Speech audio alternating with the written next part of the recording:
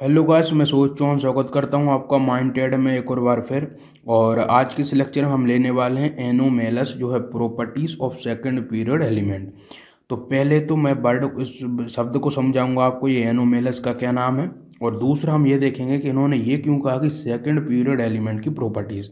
तो पहले इस वर्ड को समझ लीजिए, एनोमेलस का क्या मीन होता है।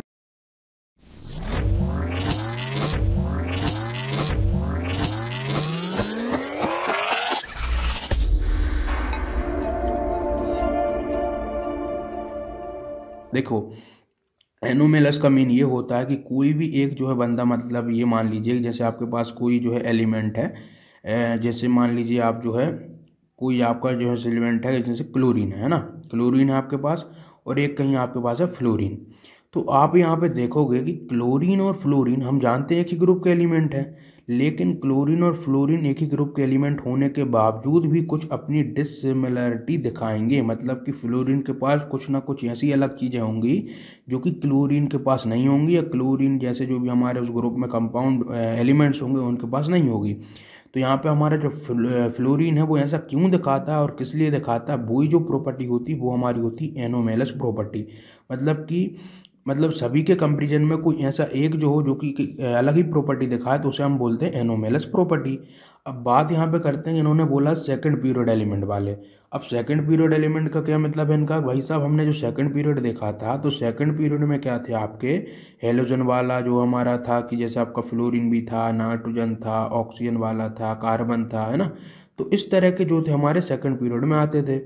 तो सेकंड पीरियड में जो आते हैं, जैसे हमारा लिथियम भी है, तो ये जो आएंगे उनकी जो प्रॉपर्टीज रहेंगी वो हमेशा ही डिफर करेंगी उनके आगे आने वाले एलिमेंट से। मतलब कि जो हमारा लिथियम है, जो आगे आने वाला जो भी हमारा एलिमेंट होगा उससे हमेशा डिफर करेगा।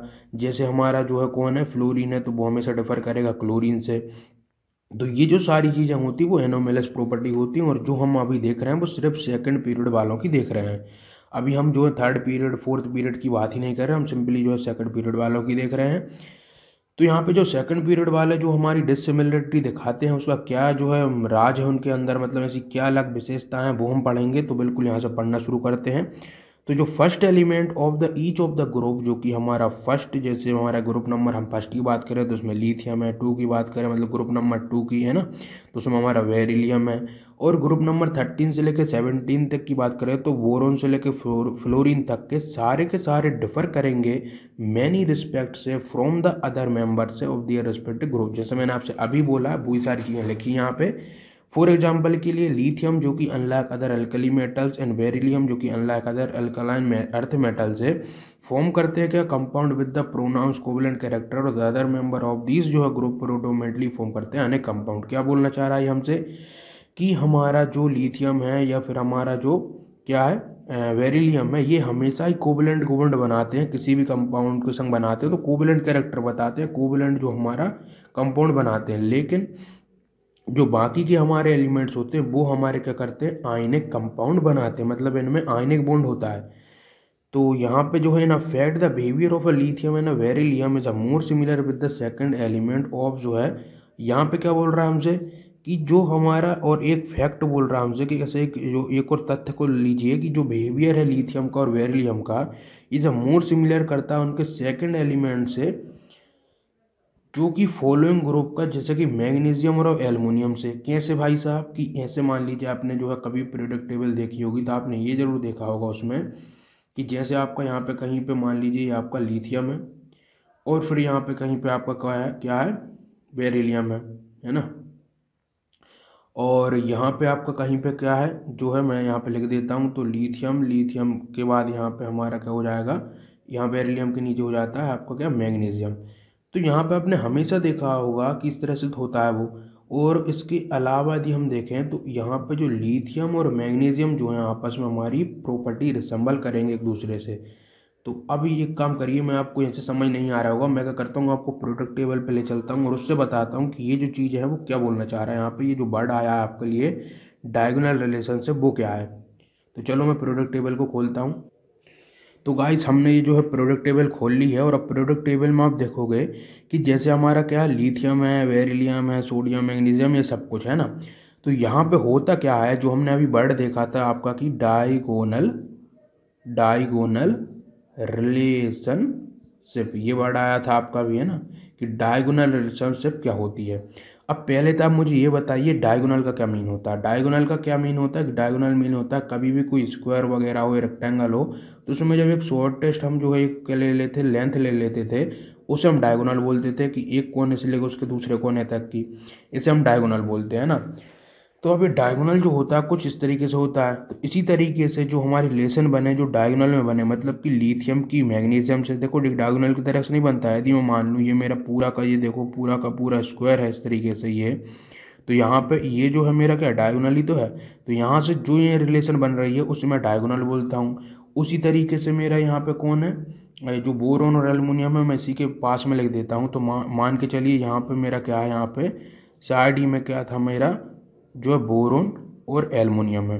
तो इस तरीके से जब बेरिलियम की एल्युमिनियम से रिलेशन बने तो उसे हम बोलते हैं डायगोनल। देखो अब इसमें भी एक स्क्वायर बन रहा है और स्क्वायर का एक डायगोनल ही है। तो इस तरह की रिलेशनशिप को हम क्या बोलते हैं, डायगोनल रिलेशनशिप बोलते हैं। और इसका ये मीन होता है कि जो लिथियम होगा वो मैग्नीशियम से बहुत ही मिलता जुलता रहेगा, उसी तरह से बेरिलियम जो है एल्युमिनियम से कुछ जो है ज़्यादा मिलता जुलता रहेगा। तो ये होता है डायगोनल रिलेशनशिप। आपको बिल्कुल समझ आया होगा। अब हम कंटिन्यू करते हैं आगे आपकी एनसीईआरटी बुक में क्या लिखा है। तो अब हम देख रहे हैं एनसीईआरटी बुक में, यहाँ पे हमने आपको बताया अभी कि डायगोनल रिलेशनशिप का ये मीन होता है, आप समझे।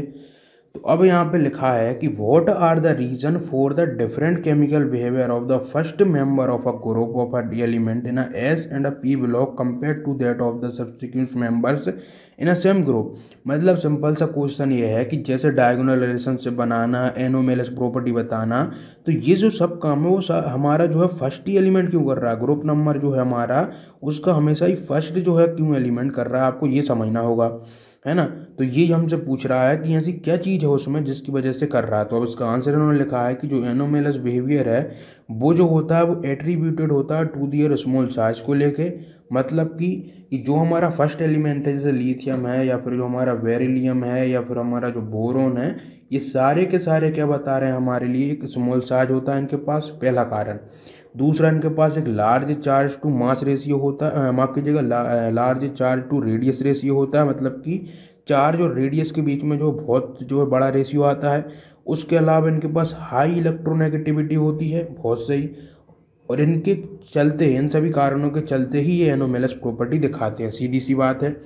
और इसके अलावा इन्होंने बोला in addition the first member जो होता है ग्रुप का उसके पास सिर्फ और सिर्फ जो है 4 वैलेंस ऑर्बिटल होती हैं जो कि 2s और 2p होती हैं, अवेलेबल होती हैं बॉन्डिंग करने के लिए। सिंपल सी बात है, मतलब इनकी जो है सेकंड ऑर्बिट में सिंपल सी क्या होता है, इनके पास s ऑर्बिटल होती है और p ऑर्बिटल होती हैं। और बाकी के जो सेकंड मेंबर वाले जो हमारे ग्रुप के जो एलिमेंट्स होते हैं उनके पास 9 वैलेंस ऑर्बिटल होती है जो कि 3s 3p और 3d होती है। तो यहाँ पे क्या है कि इनके पास जो होता है क्या होता है, डी ऑर्बिटल अवेलेबल होता है सेकंड वालों के लिए। लेकिन हमारे जो फर्स्ट वाले मेंबर हैं, है ना, जो मैंने आपको बताया, उनके पास क्या नहीं होती, डी ऑर्बिटल नहीं होती है। तो इसके फलस्वरूप यहाँ पे बोल रहा है कि कंसिक्वेंस का मतलब कि होता है फलस्वरूप। तो इसके फलस्वरूप ऑफ दिस जो है maximum covalency of the first member of जो है ईच ग्रुप की 4 होती है, मतलब ज़्यादा से ज़्यादा 4 बताता है। आपको पता होगा कार्बन जो है 4 बताता है, और बाकी के मतलब ज़्यादा से ज़्यादा 4 ही बताते हैं, 4 से कम बताएंगे या 4 बताएंगे। और जो बोरोन कैन ओनली फॉर्म करता है Bf4 di negative, whereas the other member of the group can expand their valence shell to accommodate जो है एकोमेडेट बोल रहा more than 4 pair of electron, जैसे कि आपका एल्यूमिनियम AlF6 जो है थ्राइस फॉर्म करता है। Furthermore the first member of जो है p block display greater ability to form a p multiple bond. अब देखिए बच्चों, मेरी यदि आपको बात माननी हो तो पहले जो है आपको मैं जो चैप्टर अपना 4 है उसको करा देता हूँ, क्योंकि इतना जो पोर्शन है ना, इतना वाला सिर्फ इतना सा छोड़ रहा हूँ मैं अभी के लिए। क्योंकि देखो मैं तो बता दूंगा लेकिन आपके सब सर से ऊपर चला जाएगा। बस इतना से जो है पोर्शन जो अपना रह गया है उसको मैं जो हूँ चैप्टर 4 जैसे ही कराऊंगा उसके बाद कराऊंगा, क्योंकि यहाँ पे ऐसी कई चीज़ें हैं, पी पाई मल्टीपल बॉन्ड, ये जो हमारे ये सारी चीज़ें जो हैं अभी आपको बिल्कुल समझ नहीं आएंगी। इसलिए मैं क्या करता हूँ, आपको जो चैप्टर हमारा 4 है उसको करा लूँगा, और पक्का मैं जो हूँ आपको ये जो पोर्शन है वो रहा गया है उसको मैं बिल्कुल बताऊँगा आपको, बिल्कुल चिंता मत करो। जब हमारा चैप्टर 4 चल रहा होगा, जब मैं ऐसा टॉपिक पढ़ा रहा हूँ तो मैं आपको बिल्कुल ये पोर्शन निकाल के वहाँ पे और इसको समझा दूंगा, तो आप टेंशन मत करो बिल्कुल बिल्कुल भी। और कोई इतना जो है ज़्यादा खास नहीं है, लेकिन जो इसमें कुछ ऐसी चीज़ें हैं जो आपको तभी समझ आएगी जब हम जो है अपना चैप्टर जो 4 है उसको देख लेंगे।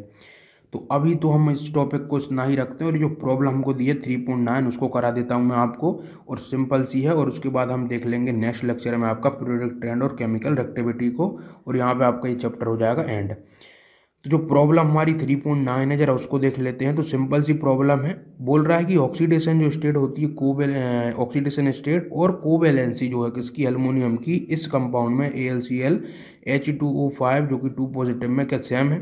तो बिल्कुल नहीं है जी, है ना। अब क्यों नहीं है? क्योंकि सिंपल सी चीज़ है यार, क्या बोल रहा है कि जो ऑक्सीडेशन स्टेट, अब इसकी ऑक्सीडेशन स्टेट हम निकाल के आपको बताएंगे, और जो है बोल रहा है और उसकी कोवैलेंसी भी। तो सिंपल से इन्होंने निकाल के ही दे दिया है। तो यदि आपको ये सीखना ऑक्सीडेशन स्टेट कैसे निकलती, तो उसके लिए आपको थोड़ा इंतजार करना होगा, क्योंकि जो चैप्टर हमारा 8 है वो उसी के लिए है, ऑक्सीजन स्टेट निकालने के लिए ही है वो, है ना।